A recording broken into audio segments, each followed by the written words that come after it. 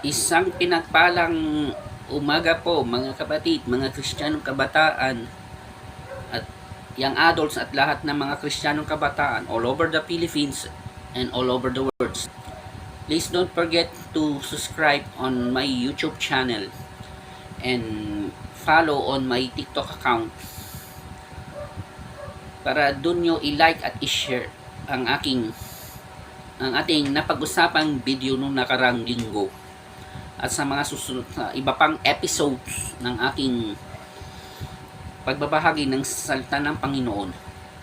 Ang ating pag-usapan at ating pag-aaralan sa umagang ito ay tungkol sa napanood nyo ba ang isang episode ng Shake, Rattle and Roll Origins na ka-streaming lang sa Netflix at pinalabas ito sa sinihan noong December 25, 2025 nung last year na official entry ng Metro Manila Film Festival nung nakarang taon.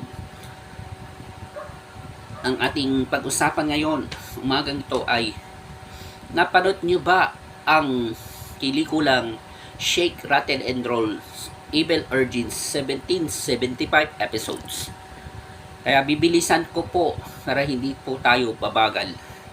Ang pelikulang Shake, Rattle and Roll Evil Origins, particular ang 1775 episodes na mapapanood sa Netflix ay umiikot sa pagpapakawala ng isang sinaunang at mapanirang demonyo na si Malum. Version ni Satanas, ni Satan, mula sa isang mahiwagang baul sa loob ng isang kumbento. Ang kwentong ito ay nagpapakita ng espiritual na labanan, tukso at ang baksik ng kasamaan kapag ito ay binigyan ng pagkakataon. Narito ang mga bersikulo sa Biblia, mga gintong aral, lesson learned, at pagtatapos batay sa mga turo ng ating Panginoon Jesus na maaaring nating mapag-aralan mula sa pelikulang ito. Ang bersikulo sa Biblia na nag-uugnay sa pelikula, Ephesians chapter 6 verse 12, ang pakikibakang espiritual, sapagkat ang ating pakikipagbuno ay hindi laban sa laman at dugo, kundi laban sa mga pinuno, laban sa may kapangyarihan, laban sa mga namamahala sa kadiliman ito, sa kalawakan, laban sa mga espiritual na puwersa ng kasamaan sa kalangitan. 1 Peter chapter 5 verse 8. Ang pagiging alisto laban sa demonyo, kaya't kayo'y maging mapagpigil, kayo'y maging mapagbantay. Ang inyong kaaway, ang dyablo, ay gumagala na gaya ng isang roaring lion na naghahanap ng masisila. John chapter 16 verse 33, ang tagumpay ni Jesus sa sanlibutan. Sinabi ni Jesus, sinabi ko sa inyo ang mga bagay na ito upang sa akin ay magkaroon kayo ng kapayapaan. Sa sanlibutan ay mayroon kayong kapighatian, ngunit kalakasan nyo ang loob, dinaig ko na ang sanlibutan. Lesson learned, mga kapupulutan ng aral mula sa bahagi ng salita ng Panginoong Jesus at ng banal na kasulatan. Narito ang tatlong mahahalagang aral. Number 1, huwag buksan ang pintuan ng kasalanan. Sa pelikulang ito, ang trahedya ay nagsimula ng buksan ang baul na naglalaman ng masamang espiritu sa totoong buhay. Ang baul na ito ay sumasagisag sa mga lihim ng kasalanan o maling hilig na pinapanatili natin. Itinuro ni Jesus na dapat nating iwasan ang lahat ng uri ng tukso dahil ang kaunting kompromiso o compromise ay maaaring magbunga ng malaking pagkawasag. Number 2, hindi sapat ang panlabas na relihiyon Ang tagpuan ay sa isang konbento kasama ang mga madre at mga panalangin, ngunit pumasok pa rin ang kasamaan.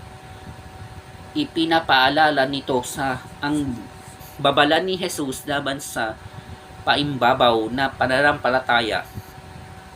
Ang tunay na proteksyon laban sa masama ay hindi lamang ang pagsusuot ng banal na kasuotan o paulit-ulit na ritual, kundi ang isang malalim, tapat at buhay na relasyon sa Diyos sa loob ng ating mga puso. Number 3, ang kasamaan ay may hangganan sa harap ng Diyos, bagamat mukhang malakas at nakakatakot ang demonyong si Malum.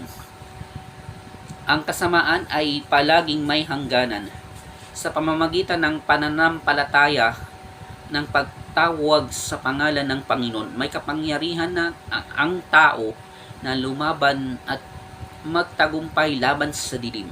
Pagtatapos o conclusion, ang pelikula natin ay sa mensahe ng pelikulang ito ay nag-iiwan sa atin ng isang matibay na konklusyon. Ang kasamaan ay totoo, ngunit ang kapangyarihan at pag-ibig ni Jesus ay higit na mas dakila. Ang episode ng 1775 ay nagsisilbing spiritual na gising sa bawat Kristiyano. Hindi natin dapat katakutan ang mga puwersa ng kadiliman. Sa halip ay dapat tayong maging mapagbantay at laging nakasandig sa proteksyon ng Panginoon, gaya ng ipinangako ni Jesus. Siya ang nagtagumpay na laban sa sanlibutan kung tayo ay mananatiling tapat, nagkakaisa sa panalangin at lumalakat ang kanyang liwanag. Walang anumang evil urging o sinaunang kasamaan ang makapagpapabagsak sa ating pananampalataya. As a Christian, ang pinaka-highly recommended natin panuorin ang isang horror movie na Shake, Rattle and Roll. Shake, Rattle and Roll Evil Origins, ang isang sikat na horror anthology movie series na ating mapapanood nung 80s hanggang sa kasulukuyan, na pinalabas nung nakarang taon sa Metro Manila Film Festival. Ang Shake, Rattle and Roll Evil Origins na 1775, ito ay tungkol sa pananampalataya natin sa ating Panginoon Jesus na labanan ang masamang espiritu na kagaya ni Malum na alas Satanas na kalaban ng ating Panginoong Jesus. Ang aking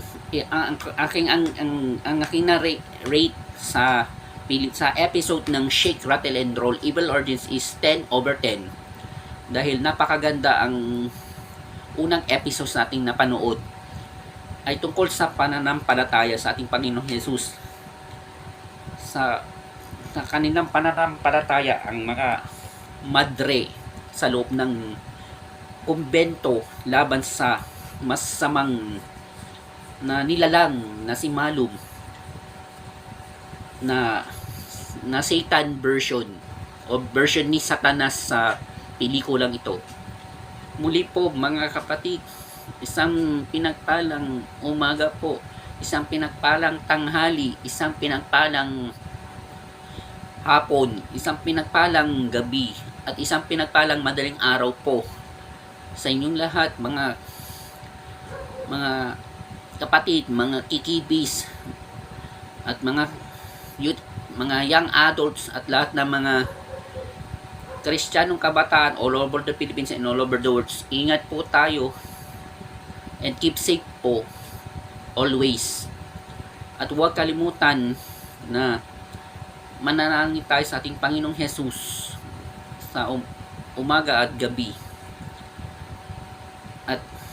At magsisimula ang ating gawain sa umagang ito. Ingat po palagi and good morning po sa inyo lahat. God bless us all po.